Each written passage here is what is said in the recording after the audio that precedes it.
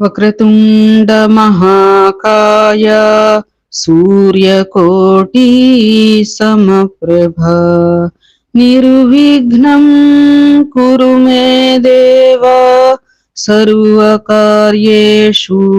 సర్వదా గురు బ్రహ్మా గురుర్విష్ణు గురుర్దేవో మహేశ్వరః గురు సాక్షాత్ పరబ్రహ్మ తస్మై శ్రీ గురవే నమః. శరదా శరదాంభోజ వదనా వదనాంబుజే సర్వదా సర్వదాస్మాకం సన్నిధిః సన్నిధిం క్రియాత్. ఓం గం గణపతే నమః. సద్గురువే నమః. శ్రీ మహాసరస్వత్యై నమః. శ్రీ సాయి సచ్చరిత్ర మనం 13వ అధ్యాయానికి చేరుకున్నామమ్మా. 12వ అధ్యాయ పరంగా మనం మూలే శాస్త్రి గారి కథ, తర్వాత రామభక్తుడైనటువంటి ఒక డాక్టరు తాను శ్రీరాముడికి తప్ప ఎవరికి నమస్కరించను అని చెప్పని అయిష్టంగానే వచ్చినప్పటికీ కూడా అందరికంటే ముందే వెళ్ళి రాములు ఆ యొక్క సాయిబాబాకి నమస్కారం చేసుకోవటం ఏమిటా అని అందరూ ఆశ్చర్యపడితే, బాబా స్థానంలో శ్రీరాముడే ఆ గద్దె పైన తనకు కనిపించారని, అందువలన పాదములపై పడి సాష్టాంగ నమస్కారం చేశారని, అలాంటి ఎన్నో కథలను మనం చెప్పుకున్నాం. మూలే శాస్త్రి గారి కథ రీత్యానేమో మన గురువునందే అనన్యమైనటువంటి నిశ్చల విశ్వాసం ఉంచితే ఆ గురువు మిగతా అందరిలో కూడా తనకై తానే కూడా కనపడతారు. అలాగే మిగతా అందరిలో కూడా మనము చూడగలగాలి మన గురువుని. గురుస్థానంలో ఉన్నవారిలో చూడగలగాలి. అది అందరినీ అంటే అంతా ఎలాంటి స్వభావాలు ఉన్నా సరే అనేది చింతన అటుంచి, మనం లౌకికులం కాబట్టి మనకి మార్గదర్శి ప్రతిక్షణము అవసరం కాబట్టి అలాంటి లక్షణాలు గురుగీత రీత్యా ఎవరిలో మనకి ఆ యొక్క పరమగురు లక్షణాలు ఉన్నాయని అనిపిస్తాయో అలాంటి వారిలో మనం అప్పటికే ఎంచుకున్నటువంటి గురువులని చూసుకోగలగాలి అన్నట్లుగా. ఏమ్మా, నేటి అధ్యాయ రీత్యా అనేక కథలు, భీమాజీ పాటిల్ ఇవన్నీ కూడా ఉన్నాయి. కాకా మహాజని, దత్తోపంత్ గారి కథ ఇవన్నీ కూడా చెప్పుకోవడానికి ప్రయత్నం చేద్దాం. శ్రీరామ జయ రామ జయ జయ రామ. మాయ యొక్క అనంత శక్తి బాబా మాటలు క్లుప్తముగను, భావగర్భితముగను, అర్థపూర్ణముగను, శక్తివంతముగను, సమతూకముతోనూ ఉండేవి. వారు ఎప్పుడూ తృప్తిగా నిశ్చింతగా ఉండువారు. బాబా ఇట్లనిరి, నేను ఫకీరునైనప్పటికీ ఇల్లు, వాకిలి, భార్య, బిడ్డలు తదితర బాదరబందీలేవి లేకుండా ఎక్కడికి కదలక ఒక్కచోట కూర్చొని ఉన్నప్పటికీ తప్పించుకొనలేని మాయ నన్నును బాధించుచున్నది. నేను నన్ను మరిచినను ఆమెను మరువలేకున్నాను. ఎల్లప్పుడూ ఆమె నన్ను ఆవరించుచున్నది. హరి యొక్క ఆదిమాయ బ్రహ్మాదులనే చికాకు పరుచుచుండగా నా వంటి దుర్బలుడైన ఫకీరు అనగా ఎంత? హరి ప్రసన్నుడైనప్పుడే ఆ మాయ నుండి తప్పించుకొనుట సాధ్యం. నిరంతర హరిభజనయే దానికి మార్గం. మాయాశక్తిని గూర్చి బాబా ఆ విధంగా పలికను. నిరంతరం కూడా నామస్మరణ అనేది ఉంటే మాయ శిక్షించదు, లేకపోతే వీటిల్లో పడి కొట్టుకుపోతామని చెప్పి. మహాభారతంలో శ్రీకృష్ణుడు యోగులు తన సజీవ ప్రతిరూపములని ఉద్ధవునకు చెప్పి ఉన్నాడు. తన భక్తుల మేలు కొరకు బాబా ఇంకా ఏమి చెప్పి ఉన్నారో వినుడు. ఎవరు అదృష్టవంతులో, ఎవరి పాపములు క్షీణించినవో వారే నన్ను భజించుటయందు తత్పరులై నన్నెరుగగలరు. ఎల్లప్పుడూ సాయి సాయి అని స్మరించుచుండిన సప్త సముద్రములు దాటించెదను. ఈ మాటలను విశ్వసింపుము, తప్పక మేలు పొందెదవు. పూజా తంతుతో నాకు పని లేదు. షోడశోపచారములు గాని అష్టాంగ యోగములు గాని నాకు అవసరం లేదు. భక్తియున్న చోటనే నా నివాసం. ఇక తమకు పూర్తిగా శరణాగతులైన వారి క్షేమము కొరకు బాబా ఏమి చేసెనో వినుడు. భీమాజీ పాటిల్. పూనా జిల్లా జున్నర్ తాలూకా నారాయణగాం వాస్తవ్యుడు భీమాజీ పాటిల్ 1909 సంవత్సరంలో తీవ్రమైన ఊపిరితిత్తుల రుగ్మతకు గురి అయ్యను. తుదకు అది క్షయవ్యాధిగా పరిణమించెను. అన్ని రకముల ఔషధములను వాడెను గాని ప్రయోజనం లేకుండెను.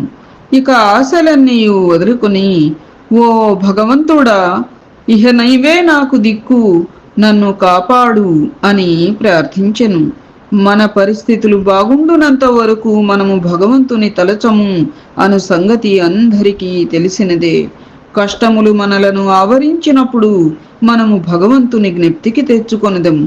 అట్లనే భీమాజీ కూడా భగవంతుని స్మరించెను. ఆ తరువాత తన అనారోగ్య విషయమై బాబా భక్తుడగు నానాసాహెబ్ చందోర్కర్తో సలహా చేయవలనను ఆలోచన కలిగెను. వెంటనే తన జబ్బు యొక్క వివరములన్నీ తెలుపుచు ఆయనకొక లేఖ వ్రాసి అతని అభిప్రాయం అడిగెను.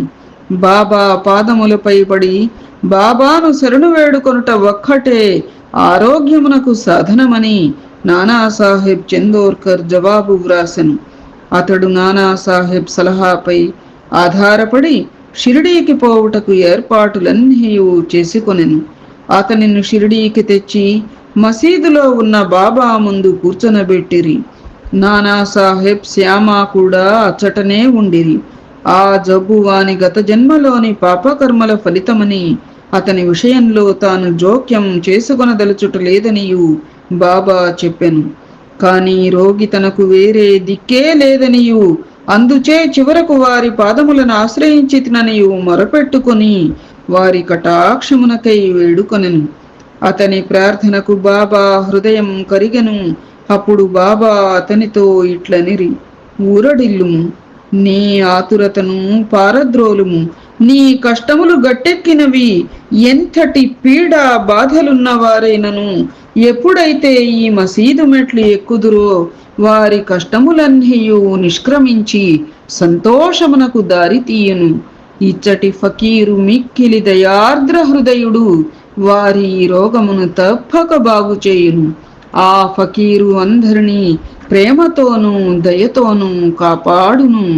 ప్రతి 5 నిమిషములకు రక్తము గ్రక్కుచుండిన ఆ రోగి బాబా సమ్ముఖమున ఒక్కసారి అయినను రక్తం గ్రక్కలేదు.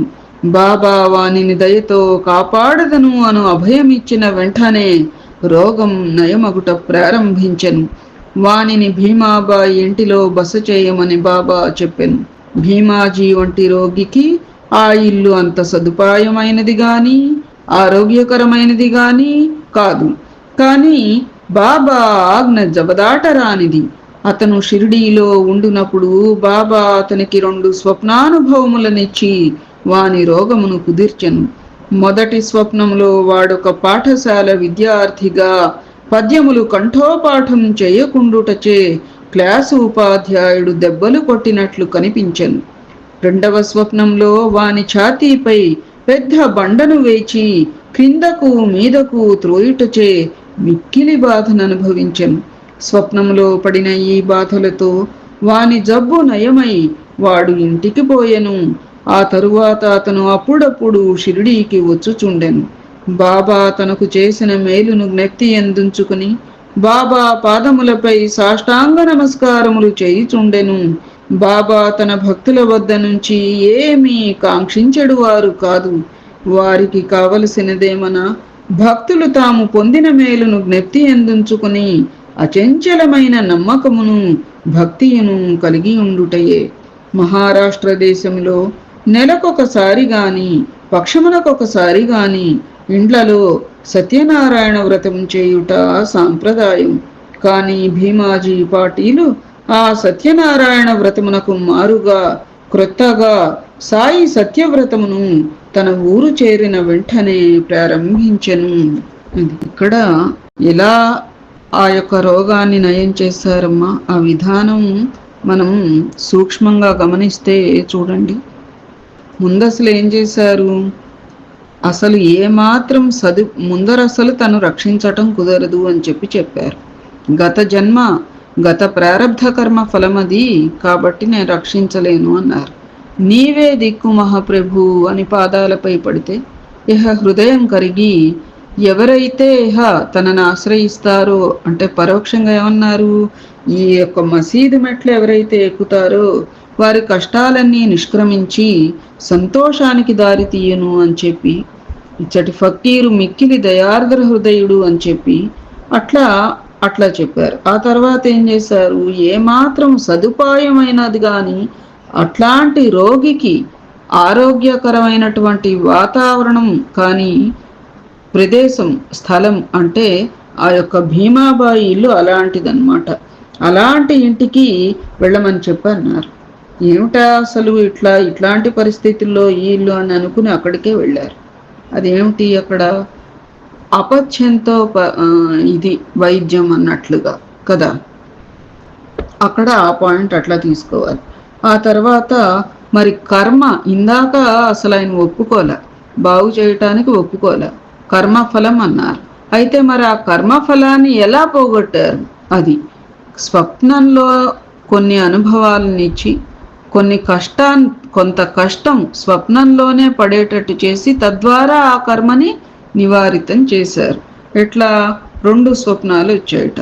ఒకటేమో పాఠశాల విద్యార్థిగా పద్యాలు చెప్పకపోవటం వల్ల ఆ యొక్క మాస్టర్ దెబ్బలు కొడుతున్నట్లుగా కనిపించాయి.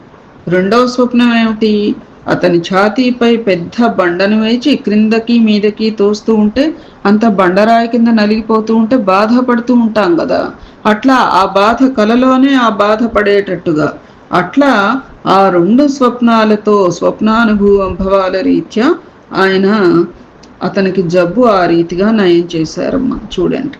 సరే, వారు ఇప్పుడు ఆ సాయి సత్యవ్రతం అనేది ఈ యొక్క భీమాజీ పాటిల్ గారు ఆరంభించినటువంటిదే కదా, అది అందరికీ తెలిసిన విషయమే. అట్లాగే మనం కర్మలు మనకి ఇప్పుడు నిందలను ఓర్చుకో అంటారు సద్గురువు, అవమానాలన్నీ బహుమానాలుగా మారుతాయి అంటూ ఉంటారు. ఆ తర్వాత ఇతరుల దూషణలకు నువ్వు దూషించవద్దు అని అంటూ ఉంటారు. అది ఎందుకు అంటే మన కర్మఫలాలు కొన్ని ఆ రీతిగా తొలగిపోతూ ఉంటాయి. అంటే మనం మానసికంగా క్షోభపడతాం కదా, ఆ క్షోభరీత్యా కొన్ని కర్మలు కొన్ని పాపాలు మనకి అంతరించిపోతాయి అన్నమాట. అందుకని మాట్లాడద్దు, అట్లా రెస్పాండ్ అవ్వద్దు చెడు వాటికి అని చెప్పనేటువంటి కారణం అది. కాకపోతే అంతకు తగినటువంటి మనకి సహనము ఓర్పు కూడా పక్కన సాధన చేసుకుంటూ ఉంటేనే మనం ఆ రీతిగా ఉండగలుగుతాం. అది ఈ అంశం మనకి మరి ఇన్ని పారాయణలు చేశాక ఇప్పటికి అర్థమైందేమో కదా అమ్మ. ఏమిటంటే నిందలను ఓర్చుకో అంటారు ఏమిటి అని ఇట్లా అనుకుంటూ ఉంటాం సహజంగా. వాటిల్లో సూక్ష్మాంశం అయితే ఇదన్నమాట. ఏమిటంటే తద్వారా మన కర్మలు నశిస్తాయి కాబట్టి కొన్ని బాధలను భగవంతుడు మనకి మేలు చేయడానికే ధన ఖర్చు కానీ, ఈ యొక్క అవమానాలు కానీ, రోగాలు కానీ ఇలాంటివి కొన్ని అట్లా మనకి అనుభవింపచేస్తూ ఉంటారన్నమాట. తద్వారా అల్టిమేట్గా ఫలితం బాగా ఉంటుంది. కాబట్టి ఓర్పుగా ఉండటమే చేయగలగాలి. అది బాలాగణపతి అనువాడు బాబా భక్తుడు. ఒకసారి అతడు మలేరియా జబ్బుచే మిక్కిలి బాధపడెను. అన్ని రకముల ఔషధములు కషాయములు పుచ్చుకొనెను, కానీ నిష్ప్రయోజనమయ్యను. జ్వరము కొంచెమైనను తగ్గలేదు. షిరిడీకి పరిగెత్తెను, బాబా పాదములపై పడెను. బాబా వానికి లక్ష్మీ మందిరము ముందర ఉన్న నల్ల కుక్కకు పెరుగన్నం కలిపి పెట్టుమని చెప్పెను. ఈ వింత రోగ నివారణోపాయమునెట్లు నెరవేర్చవలెనో బాలాకు తెలియకుండెను. ఇంటికి పోగా అచ్చట అన్నము పెరుగు సిద్ధముగా ఉండుట చూచెను. రెంటినీ కలిపి లక్ష్మీ మందిరము వద్దకు తెచ్చెను. అచ్చటొక నల్లని కుక్క తోక ఆడించుకొనుచూ కనిపించెను. పెరుగన్నము కుక్క ముందర పెట్టెను. కుక్క దానిని తినెను. అంతటితో బాలగణపతి మలేరియా జబ్బు శాశ్వతముగా పోయెను. అది కర్మ నివారణం ఆ రీతిగా ఆ జీవికి అన్నం పెట్టడం ద్వారా జరిగిందనమాట. అందుకని అతని జబ్బు కూడా ఆ రీతిగా శాశ్వతంగా కూడా తొలగించారు. చిన్న సూక్ష్మ వీటల్లో చిన్న అంశాలతో మన అందుబాటులో మన చేతిలో మనం చేయగలిగినటువంటి పరిస్థితుల రీత్యానే సద్గురువు అలా ప్రబోధం చేస్తూ ఉండటం అనేది మనం గమనించవచ్చు. తదుపరి అంశం బాపు సాహెబ్ బూటీ. ఒకానొకప్పుడు బాపు సాహెబ్ బూటీ జిగట విరోచనములతోనూ వమనములతోనూ బాధపడుచుండెను. అతని అలమారు నిండా మంచి మంచి మందులుండెను. కాని అవి ఏమీ గుణమీయలేదు. విరేచనముల వల్లను వమనముల వల్లను బాపు సాహెబ్ బాహా నీరసించెను.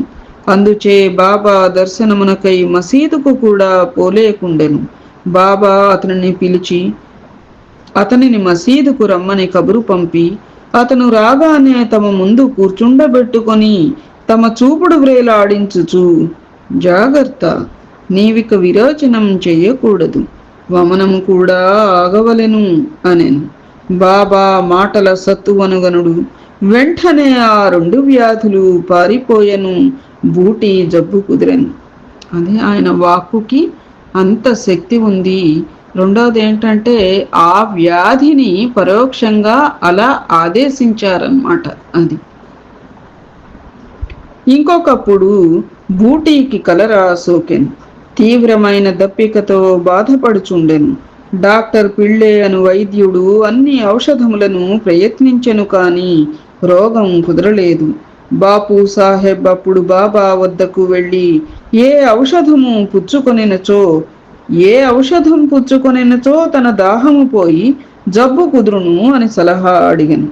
బాదాము పప్పు, పిస్తా, ఆక్రోటు నానపెట్టి పాలు చక్కెరలో అంటే పంచదార వేసిన పాలల్లో ఉడికించి పుచ్చుకొనినచో రోగం కుదురునని బాబా చెప్పాను. ఇది జబ్బును మరింత హెచ్చించునని ఏ డాక్టర్ అయినా చెప్పును. కాని బాపు సాహెబ్ బాబా ఆజ్ఞను శిరసావహించెను. పాలతో తయారు చేసి దానిని సేవించెను. విచిత్రముగా రోగం వెంటనే కుదిరెను. తదుపరి అంశం ఆళంది స్వామి. ఆళంది నుండి ఒక సన్యాసి బాబా దర్శనమునకై షిరిడీ వచ్చెను. అతనికి చెవిపోటు ఎక్కువగా ఉండి నిద్ర పట్టకుండెను. శస్త్రచికిత్స కూడా చేయించుకొనెను. కానీ వ్యాధి నయం కాలేదు. బాధ ఎక్కువగా ఉండెను. ఏమి చేయుటకు తోచకుండెను. తిరిగిపోవునప్పుడు బాబా దర్శనమునకై వచ్చెను. అతని చెవిపోటు తగ్గుటకేదైనా చెయ్యుమని శ్యామ సన్యాసి తరఫున బాబాను వేడుకొనెను. బాబా అతనిని ఇట్లు ఆశీర్వదించెను. అల్లా అచ్చా కరేగా, భగవంతుడు నీకు మేలు చేయును అని. ఆ సన్యాసి పూనా చేరి 1 వారం రోజుల పిమ్మట షిరిడీకి ఉత్తరం వ్రాసెను. ఆ ఉత్తరములో తన చెవిపోటు తగ్గెననియు కాని ఇంకను వాపు తగ్గలేదనియు వ్రాసెను. వాపు పోగొట్టుకొనుటకై శస్త్రచికిత్స చేయించుకొనవల్లని బొంబాయి వెళ్ళెను. డాక్టర్లు చెవి పరీక్ష చేసి శస్త్రచికిత్స అవసరం లేదని చెప్పిరి. బాబా వాక్కుకున్న శక్తి అంత అద్భుతమైనది. సద్గురవే నమః. తదుపరి అంశం కాకా మహాజని. కాకా మహాజని అను ఇంకొక భక్తుడు కలడు. అతడు నీళ్ల విరేచనములతో బాధపడుచుండెను. బాబా సేవకి ఆటంకం కలుగకుండునట్లు ఒక చెంబు నిండా నీళ్లు పోసుకుని దానిని మసీదులో ఒక మూల పెట్టుకొనెను. అవసరం వచ్చినప్పుడెల్లా పోవుచుండెను. సర్వజ్ఞుడైన బాబాతో ఏమీయూ చెప్పనక్కరలేదనియు బాబాయే త్వరలో తనకు స్వస్థత చేకూర్చుననియు కాకా నమ్మెను. మసీదు ముందర రాళ్ల తాపన చేయుటకు బాబా సమ్మతించెను. కావున పని ప్రారంభమయ్యను. వెంటనే బాబా కోపోద్దీపితుడై బేగ్గరగా అరిచెను. అందరూ పరిగెత్తి పారిపోయిరి. కాకా కూడా పరిగెడ మొదలెడెను. కాని బాబా అతనిని పట్టుకుని అచ్చట కూర్చుండబెట్టెను. ఈ సందడిలో ఎవరో వేరుశనగ పప్పుతో చిన్న సంచిని అచ్చట విడిచి పారిపోయిరి. బాబా ఒక పిడికెడు శనగపప్పు తీసి చేతులతో నలిపి పొట్టును ఊదివేచి శుభ్రమైన పప్పును కాకాకిచ్చి తినుమనెను. తిట్టుట, శుభ్రపరచుట, తినుట ఒకేసారి జరుగుచుండెను. బాబా కూడా కొంత పప్పును తినెను. సంచి ఉత్తది కాగానే నీళ్లు తీసుకుని రమ్మని బాబా కాకాను ఆజ్ఞాపించెను. కాకా కుండతో నీళ్లు తెచ్చెను. బాబా కొన్ని నీళ్లు త్రాగి కాకాను కూడా త్రాగమనెను. అప్పుడు బాబా ఇట్లనెను, నీ నీళ్ల విరోచనములు ఆగిపోయినవి. ఇప్పుడు నీవు రాళ్ల తాపన చేయు పనిని చూచుకొనవచ్చును అనెను. అంతలో పారిపోయిన వారందరూ తిరిగి మసీదు చేరిరి. పని ప్రారంభించబడెను. విరేచనములు ఆగిపోవుటచే కాకా కూడా వారితో కలిసెను. నీళ్ల విరేచనములకు వేరుశనగ పప్పు ఔషధమా? వైద్య శాస్త్ర ప్రకారం వేరుశనగ పప్పు విరేచనములను హెచ్చించును గాని తగ్గించదు. ఇందు నిజమైన ఔషధం బాబా యొక్క వాక్కే అని. ఆ వేరుశనగ పప్పు తీసి చేతులతో నలిపి పొట్టును ఊదివేచి శుభ్రమైన పప్పునిచ్చి తినమని అన్నారా? అని అక్కడ ఏం జరుగుతోంది? తిట్టుట, శుభ్రపరచుట, తినుట మూడు ఒకేసారి జరుగుతోంది అన్నమాట. అది ఆ రోగాన్ని వెనక్కి తగ్గిపోమని చెప్పి తిట్టటం, శుభ్రంగా అతనికి ఆ వ్యాధి క్షయం చేయటం, తర్వాత ఆ యొక్క గురువు సూచించినటువంటి ఆ పథ్యాన్ని, అక్కడ అపథ్యాన్నే పథ్యంగా, అపథ్యాన్నే మందుగా ఇస్తున్నారు కదా దత్తతత్వం. అట్లా తిట్టుట, శుభ్రపరచుట, తినుట మూడు ఒకేసారి జరిగింది అని చెప్పి అక్కడ ఆయన యొక్క వాక్కే నిజమైన ఔషధం, ఆయన సంకల్పమే నిజమైన ఔషధం అన్నట్లుగా. ఇప్పుడు కొన్ని మందులవి సగటున మానవులు వేసుకుంటూ ఉంటారా అమ్మా? అవి భగవంతుడు ఇప్పుడు అదే మందు ఎన్నోసార్లు వేసుకున్నా కూడా పనిచేయని మందు ఒకప్పుడు సద్గురువుకు దండం పెట్టి వేసుకుంటే ఇమ్మీడియట్గా పనిచేస్తుంది కదా. అదే గురుకృప అన్నమాట. అది ఇలాంటివి సగటున మానవ దైనందిన జీవితంలో సదా జరిగేవే అమ్మా. ఇక్కడ తేడా ఏమిటి అంటే కొంతమందికి ఆ గ్రాహ్య శక్తి ఉంటుంది, కొంతమందికి తెలియదు, గ్రహించలేరు, అంతే తేడా తప్ప ఆ యొక్క గురుకృప అందరి ఎడల సమానంగానే ఉంటుందమ్మా. అది తదుపరి అంశం హోర్దా నివాసి దత్తోపంత్. దత్తోపంతు హోర్దా గ్రామ నివాసి. అతను కడుపు నొప్పితో 14 సంవత్సరములు బాధపడెను. ఏ ఔషధము వానికి గుణమునీయలేదు. అతను బాబా కీర్తి వినెను. వారు జబ్బులను దృష్టి చేతనే బాగు చేసెదరను సంగతి తెలుసుకుని షిరిడీకి పోయి బాబా పాదములపై పడెను. బాబా అతనిని దయాదృష్టితో ఆశీర్వదించెను. బాబా అతని తలపై తమ హస్తము నుంచి ఊదీ ప్రసాదమిచ్చి ఆశీర్వదించగానే అతనికి గుణమునిచ్చెను. ఆ జబ్బు వలన తిరిగి అతను ఎన్నడూ బాధపడలేదు. తదుపరి అంశం ఇంకొక 3 వ్యాధులు. మాధవరావు దేశపాండే మూల వ్యాధిచే బాధపడెను. సోనాముఖి కషాయమును బాబా వానికి ఇచ్చెను. ఇది వానికి గుణమిచ్చెను. 2 సంవత్సరముల పిమ్మట జబ్బు తిరగదోడెను. మాధవరావు ఇదే కషాయమును బాబా ఆజ్ఞ లేకుండా పుచ్చుకొనెను.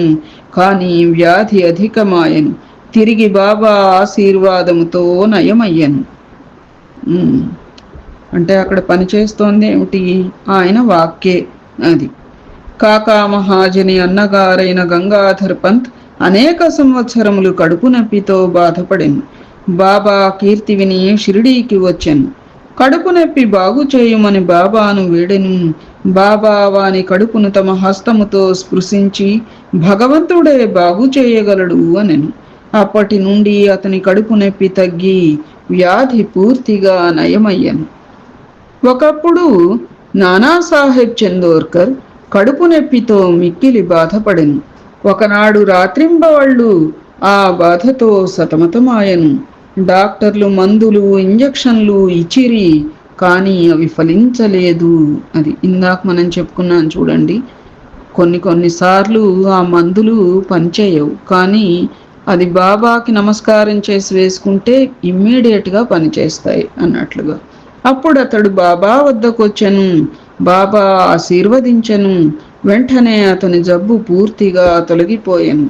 ఈ కథలన్నీ నిరూపించున్నది ఏమనినా అన్ని వ్యాధులు బాగోగుటకు అసలైన ఔషధం బాబా యొక్క వాక్కు, ఆయన ఆశీర్వాదములు మాత్రమే కాని ఔషధములు కావు అని. గురుకృప ఉంటే ఏదైనా కూడా అసాధ్యం కూడా సుసాధ్యం అవుతుంది అన్నట్లుగా. ఇది 13వ అధ్యాయం సంపూర్ణం. ఏతత్ఫలం సర్వం సద్గురు చరణారవిందార్పణమస్తు. సద్గురవే నమః. శ్రీమాత్రే నమః. శ్రీ సీతారామ లక్ష్మణ భరత శత్రుఘ్న సహిత హనుమతే నమః. జై శ్రీరామ్. శుభం భవతు.